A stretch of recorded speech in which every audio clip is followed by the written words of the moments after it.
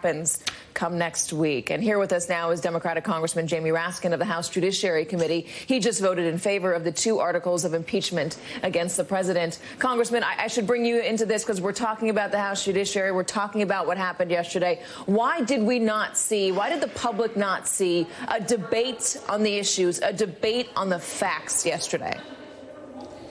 Well, we presented, Katy, overwhelming evidence that the president had shaken down a foreign government using foreign military aid as his leverage in order to get the president of a foreign country to come and get involved in our election.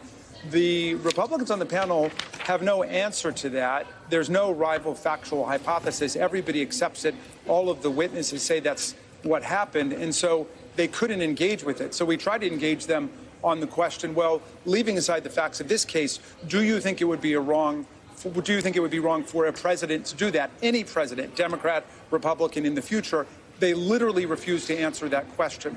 They won't tell us whether they think it's wrong for the President of the United States to use his office to pull foreign governments into our elections. So, Katy, understand, these are not just high crimes and misdemeanors, the abuse of power to get this scheme done and the obstruction of Congress to cover it all up.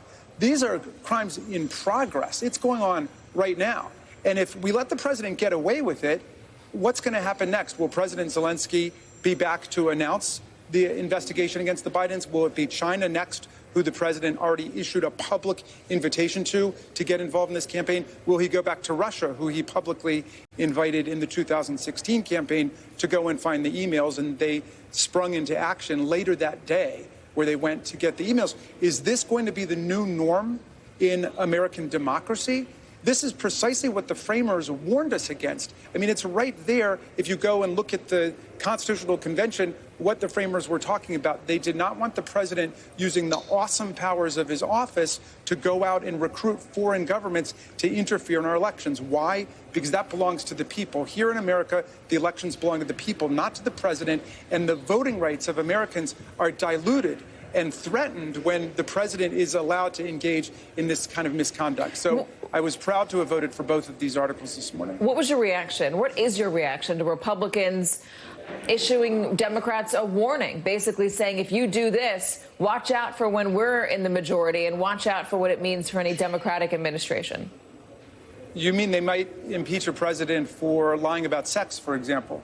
I take that warning for what it's worth. I mean, if one Republican had said, you know what, we think that we made a mistake in impeaching President Clinton for having lied about a private act, not public acts that threaten the character of democracy in our elections, but a private act. We think that that was a mistake, and we went way too far then. We think that yours is a close call, but maybe you're going a little too far. That would be one thing, but that's not what they said.